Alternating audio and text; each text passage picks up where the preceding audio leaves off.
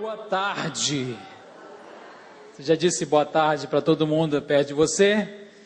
Não precisa fazer, não precisa fazer. Está tão acostumado, né?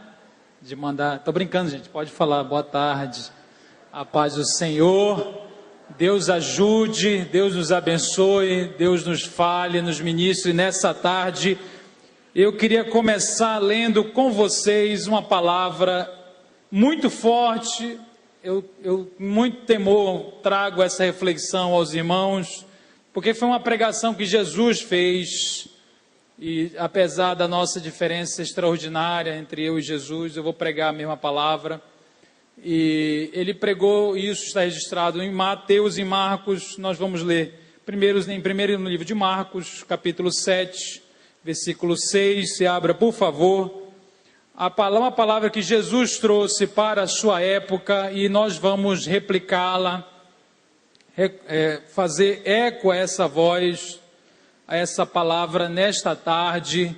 E é uma palavra que ela é bem contundente, forte, e eu espero que nós tenhamos um coração aberto para que ela mude a nossa vida, nos ajude a crescer, nos ajude a conhecer mais a Deus. Marcos capítulo 7, versículo 6, disse assim: ele, entretanto, lhe afirmou: bem profetizou Isaías a vosso respeito, hipócritas, pois assim está escrito: este povo me honra com os lábios, mas seu coração está longe de mim.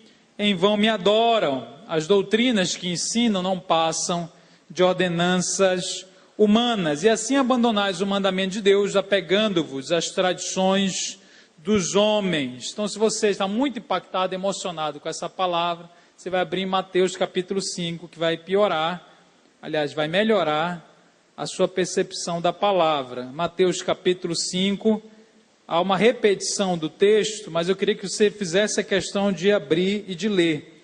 Mateus 5, 7, é ainda mais forte, né? Porque ele já começa com a palavra hipócritas, né? Mateus 15, 7, ele fala hipócritas, é uma exclamação, né? Bem profetizou Isaías, Mateus 15, 7. Hipócritas, bem profetizou Isaías sobre vós, denunciando: este povo me honra com os lábios, mas seu coração está longe de mim. Em vão me adoram, pois ensinam doutrinas que não passam de regras criadas por homens. E para a gente terminar, Isaías capítulo 29, nós vamos ficar lá no texto original citado por Jesus, que nós acabamos de ler. Você vai abrir mais uma vez em Isaías, no livro de Isaías do Velho Testamento, capítulo 29, versículo 13, e vamos ler a palavra original de Isaías, que Jesus repetiu e que nós estamos repetindo hoje. Você percebe aí como a Bíblia vai se completando, né? Como a Bíblia fala dela mesma. Então, Isaías capítulo 29 é onde nós vamos ficar e meditar detidamente na palavra profética de Isaías que Jesus pregou um dia. Então, 29, 13 fala: eis que assim declara o Eterno, visto que este povo se achega junto a mim apenas com palavras, sem atitude, e me honra somente com mover dos lábios, enquanto seu coração está muito distante da minha pessoa. E a adoração que me prestam é constituída tão somente de regras e doutrinas criadas por homens. O que me resta é continuar a apavorar este povo com obras maravilhosas, feitos assombrosos, a fim de que o conhecimento dos seus sábios pereça e a inteligência dos seus pensadores se desvaneça. 15. Ai daqueles que mergulham nas profundezas para esconder seus planos do Senhor, que agem nas trevas e imaginam: quem há de nos ver? Quem há de nos ver? Ou quem ficará sabendo o que estamos fazendo? Ó que perversão e presunção a vossa, que é isso que pensais. Vocês tratam o oleiro como se fosse barro, tratam o oleiro como se fosse argila. Porventura, o objeto formado pode dizer àquele que o formou, ele não me fez? Ou pode dizer o vaso ao oleiro, ele nada entende do seu ofício? E assim termina a palavra. Aliás, é que assim nós vamos parar, porque a palavra continua, mas é que aqui nós vamos parar no versículo 16, dessa palavra muito forte de Isaías, que Jesus usou no seu tempo. Irmãos, o tema da nossa mensagem de hoje é sobre uma palavrinha, eu diria duas palavrinhas importantes. Primeira é atitude. Atitude. Nós lemos um versículo que diz que nós corremos o risco de nos achegar a Deus com palavras sem o quê? Sem atitude. Eu estou lendo a versão King James, talvez seja um pouquinho diferente da sua. Na minha versão usa-se essa expressão, achegar-se, aproximar-se de Deus com palavras sem atitudes. E o que vem a ser uma atitude correta? Qual é a importância de ter atitude? O que acontece quando nós temos muitas palavras e não temos atitudes? Quais são os perigos disto? Por que Jael entrou nesse caminho? E a outra palavra que a gente vai destacar, que tem a ver com o que nós lemos, tem a ver com o que Jesus pregou, fala sobre a hipocrisia. A hipocrisia. Então, resumindo toda a pregação de hoje, você pode resumi-la em essas duas palavras, que é a atitude e a hipocrisia. Como lidar com a hipocrisia, como vencê-la, o que ela é, como a gente tem que correr para longe dela. Irmãos, nós vivemos num momento histórico no Brasil de muito cristianismo, sim ou não? Sim ou não? Muita gente se diz cristã, muitas autoridades se dizem cristãs. Isso já há muito tempo, e a gente percebe que algumas autoridades, até que se dizem cristãs, elas são pegas em esquemas, né? Elas são pegas em mentiras, elas são pegas em tramóias, altamente corruptas, né? A gente vê semanalmente isso acontecendo, e há sempre uma crítica nossa ao que se vê na televisão, ao que se vê em Brasília. Eu lembrei, quando estava pensando sobre isso, lembrei da fala da ministra do STF, a Carmen Lúcia, que disse que a coisa está tão feia, né? Ela usou a expressão que, primeiro, o cinismo havia vencido a esperança. Então, as pessoas se tornaram muito cínicas. O que é o cínico? É alguém que pratica o mal, e ele é pego praticando o mal, mas ele mantém a cara cínica, como se nada tivesse acontecendo. Entendeu? É alguém que está alheio ao julgamento, que virá sobre as suas próprias atitudes e palavras. E a ministra falava, depois que o cinismo se instalou, e ela disse que agora era algo pior, ela chamou de escárnio, que o escárnio estava vencendo o cinismo. Escarnecer é você, além de fazer o mal, além de não se arrepender do mal, você se torna tão insensível àquilo, que você já começa a zombar da possibilidade de alguém lhe responsabilizar pelos seus atos, né? É um nível de perversão em que já há uma sensação de impunidade, de zombaria, de escarnecer da lei, né? De escarnecer de tudo, de qualquer coisa que seja vinculada ao bem. Então a gente vive uma crise de atitudes. Tem abundância de palavra, uma crise de atitudes. Então, a cada dia maior, em várias instâncias do nosso país. Mas é muito fácil a gente apontar o dedo para Brasília, para o jornal, para os políticos, né? Enquanto apontava o dedo para essas autoridades, eu lembrei de quando eu estava na faculdade, aliás, quando eu estava na faculdade, e fizeram um trabalho. Eu não lembro exatamente qual era o título, o tema, eu sei que era uma coisa a ver com ética. Ética. E eu não tive tempo de fazer o trabalho e colocaram o meu nome no trabalho, sobre ética, né? Sensacional. E eu ia apresentar o trabalho, Léo, e o trabalho era alguma coisa de ética, só que eu não havia feito absolutamente nada. E eu naquele momento, né, ali diante das pessoas, ia explicar o que é a ética. E bateu um conflito de ética, né? Um conflito de consciência. E eu disse para o professor e para a turma, eu queria dizer que a ética é muito importante, a ponto de você ter que falar a verdade. E eu não fiz esse trabalho. Eu sei que eu passei. Eu passei, mas acho que foi por sinceridade. Vai que o professor gostou, talvez nem o professor fez o trabalho dele também, né? Então, ele me passou e eu tive que ser sincero. E depois fica pensando, a gente acusa tanto as pessoas, né, nos altos escalões, mas no nosso cotidiano, a gente às vezes tem uma atitude tão condenável quanto nas ditas pequenas coisas, porque elas não deveriam ser consideradas pequenas. Então o que nos falta, irmão, muitas vezes, e aqui eu não estou acusando você, não se sinta em nenhum momento aqui pressionado, acusado. A minha intenção é que a gente reflita, nós todos estamos no mesmo barco. O que nós todos precisamos, e isso eu me incluo, é estar sempre muito atento ao nosso coração, à nossa atitude. Há uma atitude em nós verdadeira, há uma atitude em nós de compromisso. A pessoa que tem atitude correta, não necessariamente ela vai acertar toda hora. Não confunda o comportamento com a atitude. Eu vou lhe dar um exemplo. Não sei aqui quem gosta de ir para campo, vai ver time jogar futebol, muito bem. Você já foi a algum jogo, você viu na televisão um jogo, um time perdeu, mas ele perdeu com uma atitude correta? Ou seja, você percebe que está todo mundo empenhado em colocar a bendita ou a maldita bola para dentro do gol. Não tem ninguém ali fingindo jogar. Está todo mundo se esforçando, verdadeiramente vestindo a camisa. Não tem ninguém se escondendo atrás da marcação. Está todo mundo empenhado. Mas mesmo não significa que vai ganhar o jogo, mas vai ganhar um reconhecimento de que houve a atitude correta. Então, a atitude é um posicionamento que você tem.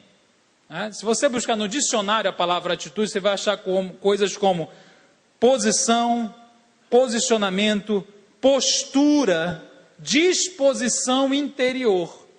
Então, é quando você tem uma disposição de acertar, uma disposição mental que diz assim, eu posso até me equivocar, eu sou sujeito a me equivocar.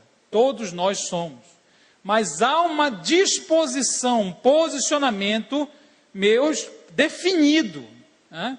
Então, no que se refere ao povo de Israel, a sua relação com Deus, o que o profeta está dizendo, que Jesus falou também para os fariseus, vocês falam, mas não têm uma atitude, não há um posicionamento, vocês não têm uma posição interior, de alguém que sinceramente quer conhecer a Deus, quer a vontade de Deus para a sua vida. Há muita religião, há muito blá, blá, blá, e pouca posição. A atitude, ela é uma coisa fixa, constante. As emoções variam, os desejos variam, mas eu tenho uma atitude diante de Deus, que eu quero a vontade dele para mim. Nem sempre eu acerto. Eu quero conhecê-lo, eu quero adorá-lo. Então, para minha adoração não ser apenas palavras, eu preciso desta atitude interior, desse posicionamento, que é uma coisa constante. A minha esposa me pergunta às vezes assim, você quer lavar a louça? Eu falo não. Eu falo não indo lavar a louça, porque lavar a louça é uma atitude. Nada tem a ver com o meu desejo, absolutamente nada. Nada tem a ver com o meu prazer, absolutamente nada. Então, você não viu nenhuma música sobre o prazer de lavar louça. Você nunca viu um poema sobre o prazer libertador de lavar louça. Lavar louça é uma coisa de atitude. Não há teoria sobre lavar louça. Lavar louça é uma ação espiritual, né? Do interior da pessoa. Não há como teorizar. Eu lavei a louça teoricamente. Não, ou você faz ou você não faz. Por que eu estou falando isso? Porque atitude, irmão, quando ele está falando de palavras sem atitude, ou como é que eu posso ter palavras com atitude? Atitude é uma coisa que você definiu, você se colocou, e não importa se você está querendo ou não, você faz por atitude. Ah, mas pastor, isso é hipocrisia. Você está fazendo sem que... Não, isso não é hipocrisia. Isso é atitude. Pelo contrário, é o inverso da hipocrisia. A hipocrisia você fala, eu adoro lavar louça. Entendeu? A hipocrisia é você querer que todo mundo ache que é maravilhoso lavar louça. E se alguém não achar, você começa a condenar a pessoa. Então, muita coisa na vida, com Deus, na vida com o outro, é através da atitude. O amor é uma atitude. O amor não é um arrepio, uma emoção, apenas um desejo. O amor é uma atitude. Você casou? Casou, irmão. É um estado de atitude estar casado. As emoções variam, a conta da CELPA varia, as coisas variam e eu continuo casado. Por quê? Porque eu não estou casado por circunstância. Eu estou casado porque eu me posicionei. E outra coisa, se você não casou e fala assim, para que é que eu vou casar? É só um papel, é só um monte de gente, isso não existe, não precisa. Deixa eu lhe falar uma coisinha. É a atitude por trás do casamento. Você pode até achar que é circunstancial, assinar um papel, vir na igreja ou pastor orar. Pode até achar que é circunstancial, mas qual é a atitude por trás dessas circunstâncias? Por que eu casei? Eu fiz questão de assinar um papel. Eu fiz questão de vir na igreja. Por quê? Porque esse comportamento demonstra uma atitude minha. Uma atitude, um posicionamento meu. Você entendeu? Para você, por exemplo, se reconciliar com alguém, você tem que ter uma atitude de humildade. Dá vontade? Não. Mas o que muda primeiro? Muda a sua atitude. Então você está com raiva, você brigou, você esculhambou, você tem uma atitude de fechada, você tem uma atitude, eu não vou, eu não falo, eu não dou o braço a torcer. Essa atitude, quando ela muda, a circunstância continua a mesma, mas mudou a sua atitude interior, o seu posicionamento. Aí você consegue conversar com a pessoa. Então, com Deus, irmãos, o Evangelho, a espiritualidade, a nossa relação com Deus, o que Jesus está dizendo, o que Isaías está dizendo, é que ela precisa ser uma relação, sabe, viva. Que tudo que a gente falar seja repercussão de uma atitude que nós tomamos, de ações, né? De uma decisão pessoal. Porque senão a gente vai cair na velha e conhecida hipocrisia. A gente vai falar daqui a pouquinho sobre ela. Então Isaías fala assim, olha, esse povo me honra com os lábios, enquanto o coração está longe. Então o coração é a vida, né? O coração é o centro da consciência, da decisão, da vontade, da mente. O coração longe e cheio de aparência religiosa, cheio de si mesmo, né? Cheio de si mesmo. E depois ele fala, olha, o temor de vocês é um temor falso. Mas o temor eu vou deixar para falar por último, quando a gente voltar para o texto. Vamos tentar entender o que é a hipocrisia? Então, hipocrisia, irmãos, é uma palavra muito interessante, porque Jesus a usou várias vezes. Você tem ideia, só em Mateus aparece 15 vezes a palavra hipocrisia. Então, foi um dos grandes temas de Jesus. E ela vem, a palavra vem de uma origem grega, que significa responder, representar, falar como um personagem. Então, vinha do teatro antigo, em que as pessoas usavam máscaras, assumiam um personagem, colocavam uma máscara, eles tinham técnicas de projeção da voz. Então era como se a única coisa que você tinha da pessoa era a voz. O resto era tudo um personagem. Um personagem. Então vamos pensar hoje domingo, à tarde, todos nós saímos de casa, arrumados. Será que existe algum personagem entre nós? Né? Será que eu sou um personagem, um pregador? Eu sou o mais arriscado aqui, sou eu, que eu estou falando, né? É isso mesmo. existe um personagem, e Jesus fez questão de ensinar.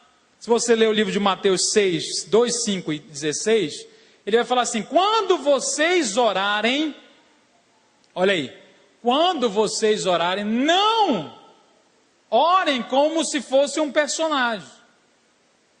Porque ele falava, esse povo, ele está orando, quando ele vai orar, que é o ato de falar com Deus, ao invés de falar com Deus, ele ora de um jeito tal que ele tenta impressionar as pessoas. Então, quando orares, não orem como os fariseus, que eles oram buscando a recompensa dos homens, né? Buscando a recompensa dos homens. Ele já recebe a recompensa que estão atrás. Então, por que eu me comporto de maneira hipócrita? Por que eu finjo uma coisa que eu não sou? Porque eu estou buscando uma certa recompensa, que eu ganho alguma coisa. Então, ao aparentar aqui uma oração muito profunda, forte, devotada, você vai olhar para mim e vai me recompensar. Falar assim, nossa, que homem de Deus, né? Baseado em quê, irmão? No português que ele fala. Você já viu o homem orando, gente? É sensacional. Então Jesus falou assim, quando os fariseus oraram, eles oraram para si mesmo e para a plateia. Imagine, irmão, se coloque no lugar de Deus. Deus quer conversar com você. Deus quer conversar comigo. E eu vou orar, a única pessoa que eu não ligo é para Deus. Então eu começo a falar. Eu não consigo ter uma relação, um link com ele, porque é morto. É só palavras. Não tem uma atitude realmente de querer comunicar com Deus. Não há veracidade. Né? Eu estou buscando o outro, o elogio do outro. Aí depois ele falou assim, quando você jejuar, não fica com cara de acabado.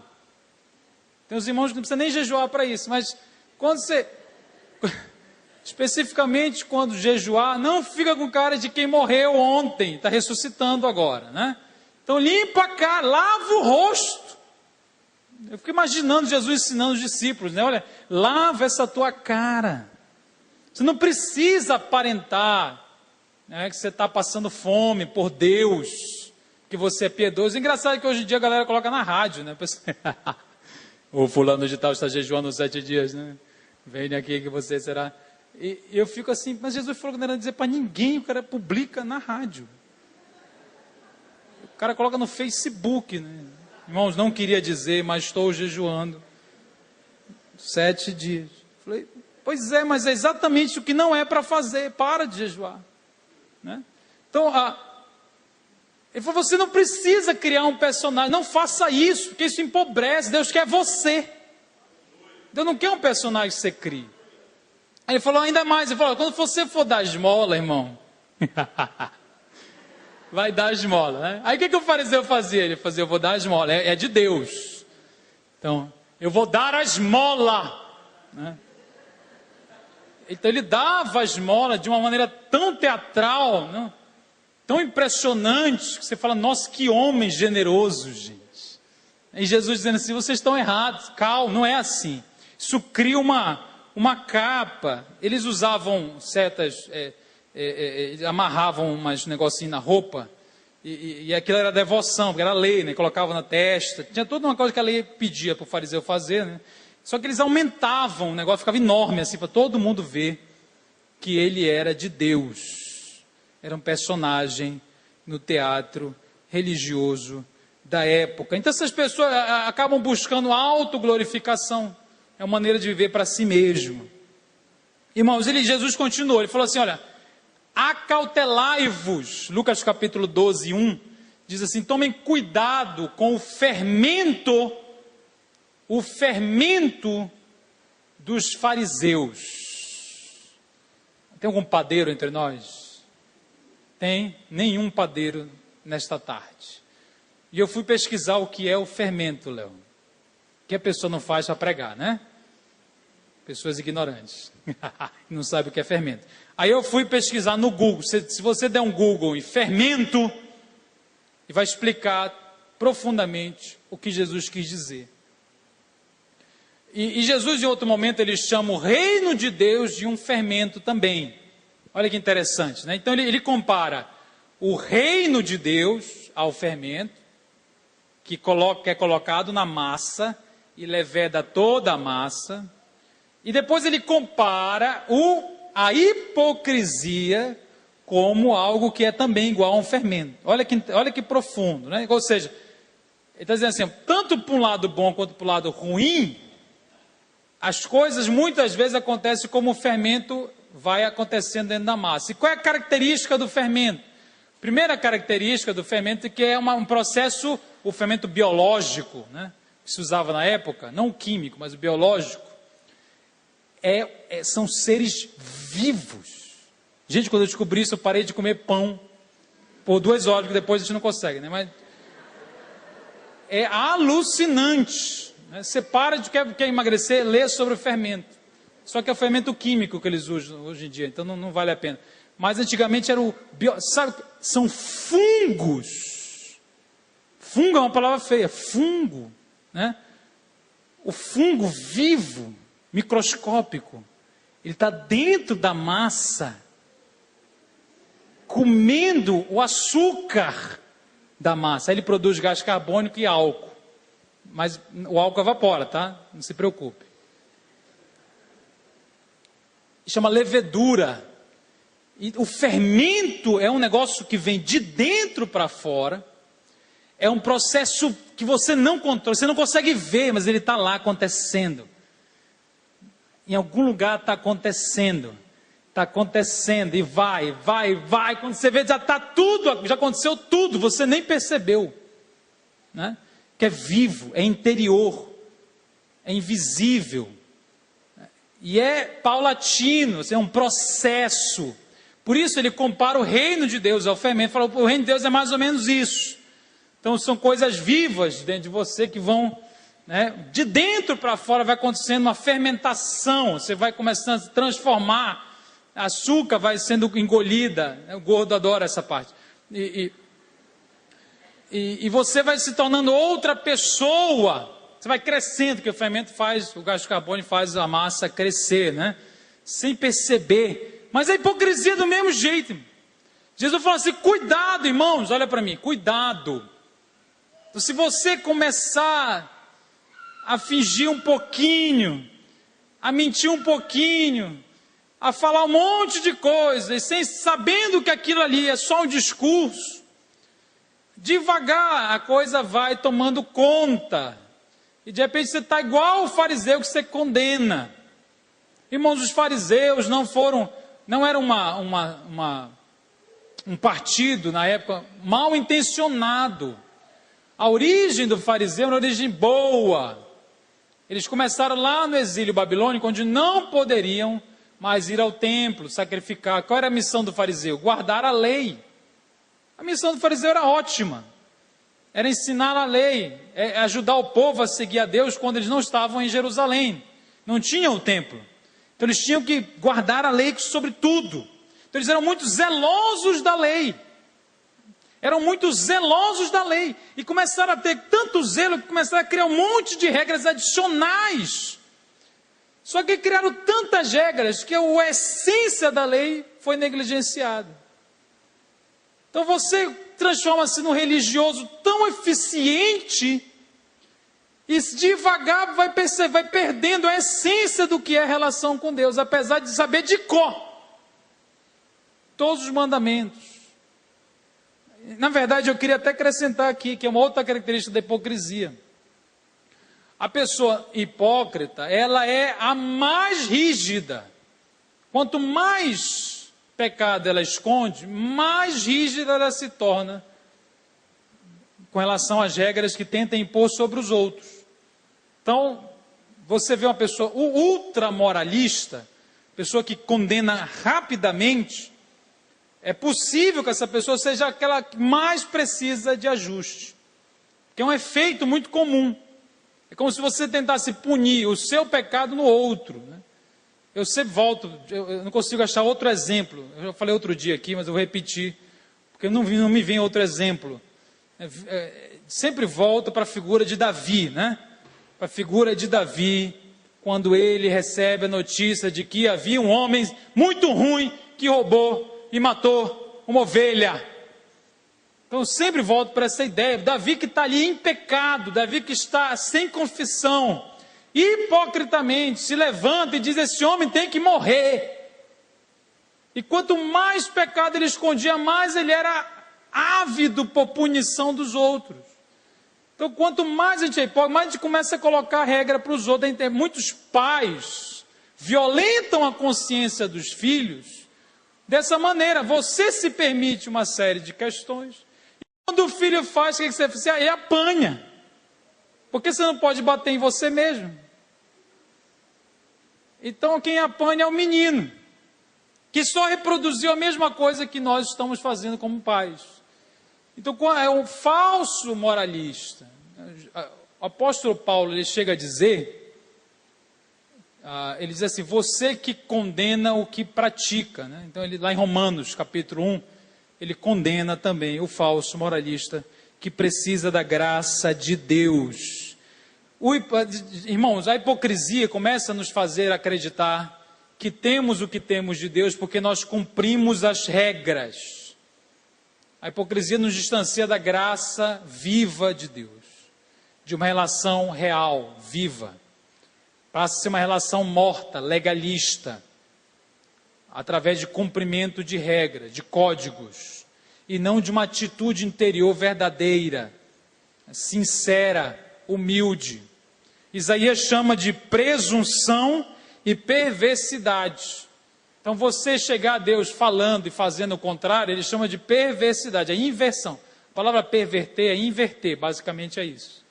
É a inversão do negócio. E é presunção, é orgulho. Você começa a achar que merece. Os fariseus, Jesus falou para eles, olha, vocês não entram no reino e não deixam os outros entrarem. Não deixa os outros entrarem. Você coloca um monte de obstáculo. Quanto mais hipócrita a pessoa é, mais obstáculo ela cria para si e para os outros. Você quer um exemplo? Os discípulos e Jesus foram comer. Você sabe aquele momento que você come e lembra que não lavou a mão? Eu me identifico muito com essa parte. E os discípulos foram meter a mão na massa. E aí os fariseus olharam aquilo e se escandalizaram. Falaram, meu Deus, o mundo entrando na igreja. Disseram assim, é por isso que o Brasil está desse jeito. Porque vocês não lavaram as mãos. Como diz a tradição dos anciãos. Agora, onde estava escrita a tradição dos anciãos? Era um acréscimo.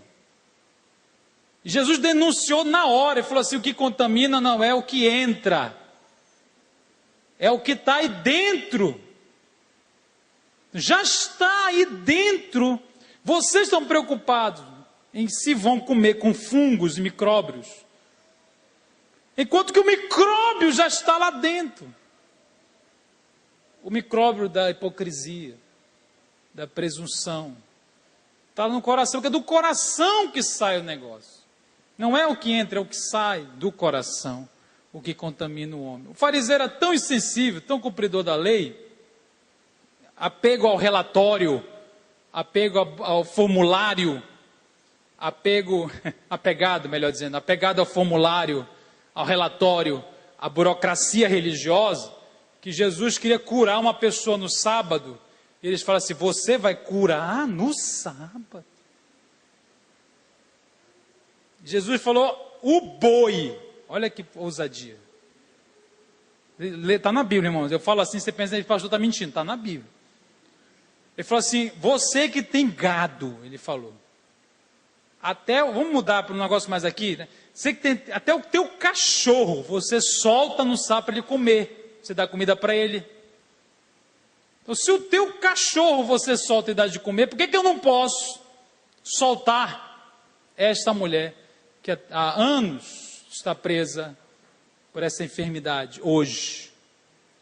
Então, a burocracia deles, as regras, é como intoxicaram o coração e não havia mais nada além do que apenas cumprimento de regras e o coração longe de Deus.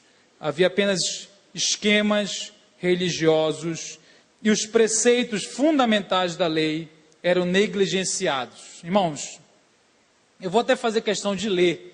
Se você quiser me acompanhar, você fica à vontade. Eu vou ler para que a gente entenda a seriedade disso.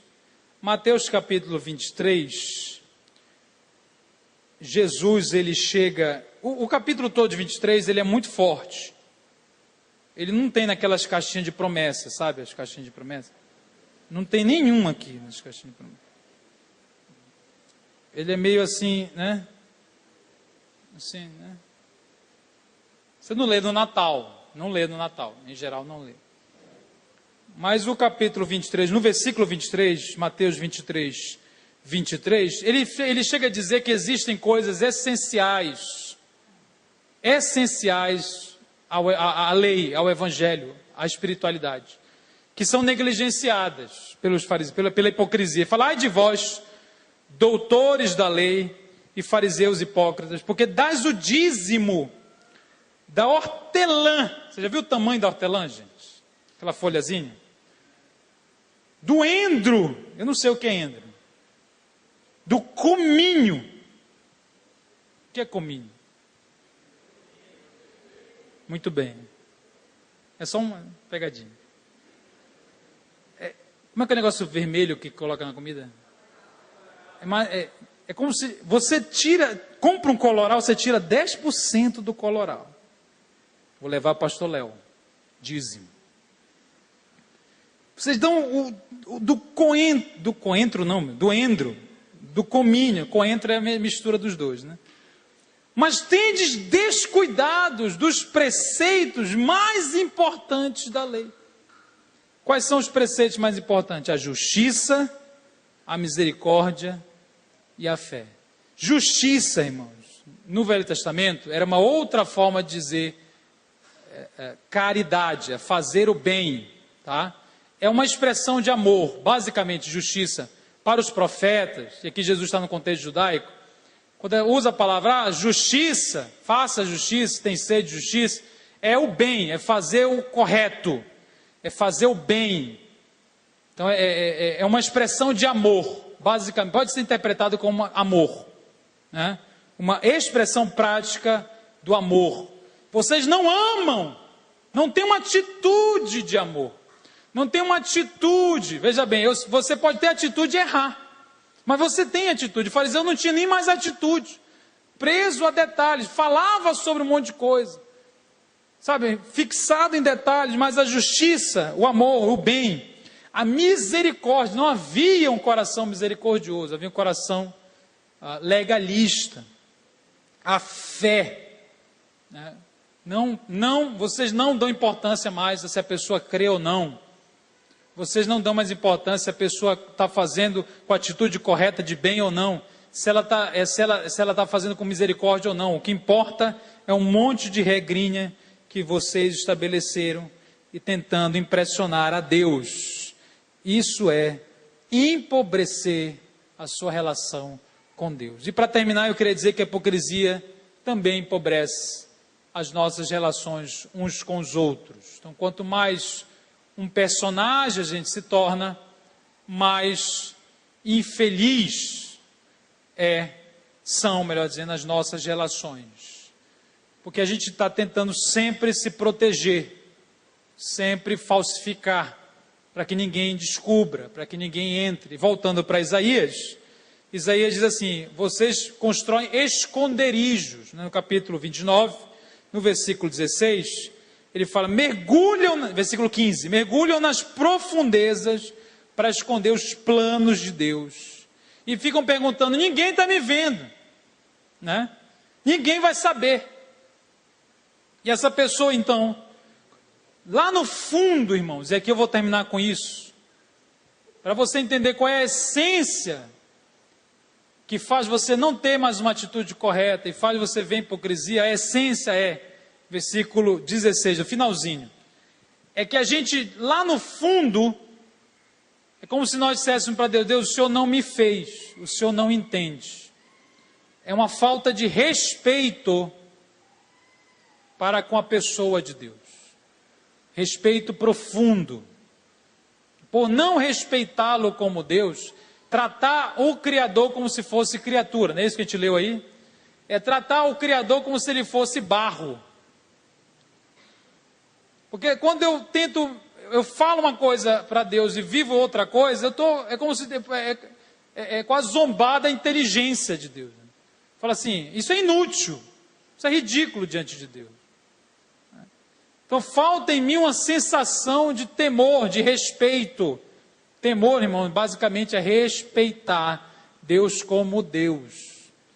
Então a minha adoração passa a ser verdadeira quando eu sei que Ele não é uma pessoa, Ele é Deus, Ele é o Criador. Eu não me fiz, eu não me governo, eu não posso viver sem Ele. Então, irmãos, que Deus nos ajude a ter essa atitude. Se eu parar aqui, você vai sair daqui muito triste, mas nós já temos alguns minutos e eu não vou terminar aqui. Preste muita atenção para o final dessa mensagem. A minha intenção não é que você saia daqui com peso nos seus ombros, dizendo assim, nossa, que palavra dura, nossa, que coisa forte. Não é essa a minha intenção, porque isso aí, talvez, ou se não adianta nada, adianta muito pouco. A minha intenção é que você faça uma reflexão, um diagnóstico, olhe o seu coração, olhe a sua atitude, e se há muita palavra e pouca atitude, que você tenha um encontro com Deus. Que você e eu tenhamos uma oportunidade maravilhosa de tirar o fardo da costa, não colocar o fardo na costa. Tá? Porque você que nasceu de novo, você que é filho de Deus, você não precisa viver como hipócrita, você não precisa. A hipocrisia pesa muito mais do que a verdade. A verdade é leve. A verdade ela é leve. Tanto é que quando você fala a verdade, você sente um alívio, não sente? Você fala a verdade, você faz porque ela te liberta, né? Ela te liberta. Então, a nós que nascemos de novo, temos todas as condições, temos a paciência e a gentileza de Deus, que nos encontra e nos ajuda a converter o nosso coração, a abandonar qualquer tipo de hipocrisia. Qual é o caminho para abandonar? É uma atitude humilde, uma atitude de quebrantamento verdadeiro, sincero. É falar a verdade. É ir para a luz, humildemente, sabe? É parar de ficar criando personagem, é parar o personagem aí, né? E reconhecer a nossa humanidade, como nós estamos exatamente agora. Isso é libertador, isso é maravilhoso, tá? Então não é para você sair daqui com peso, é sair daqui com esperança e com expectativa. Houveram os fariseus, e Nicodemos se destacou, que foram até Jesus, irmãos, e deixaram toda a hipocrisia que ele condenou, apesar de você viu da força que ele prega, né? Jesus pregou de uma maneira muito incisiva, e teve gente que foi atrás dele, não se sentiu acuado com a palavra, pelo contrário, se aproximou ainda mais, falou assim, como é que eu posso nascer de novo? Então que a gente tome essa atitude, falando, eu quero isso aí para a minha vida, eu quero essa liberdade para a minha vida. Eu quero essa leveza para a minha vida. E aí você, quando falar algo, né, quando você falar algo, vai ser apenas uma repercussão da sua atitude interior. A adoração vai ser a sua atitude, vai ser o seu corpo, a sua pessoa diante de Deus. Não precisa dizer nada para adorá-lo, basta existir. Você já está adorando. Quando você falar, é apenas um complemento àquilo que você é, né? Tem a ver com a sua identidade. Então que essa seja o nosso direcionamento de hoje, a nossa oração de hoje. Vamos orar? Fique de pé no seu lugar.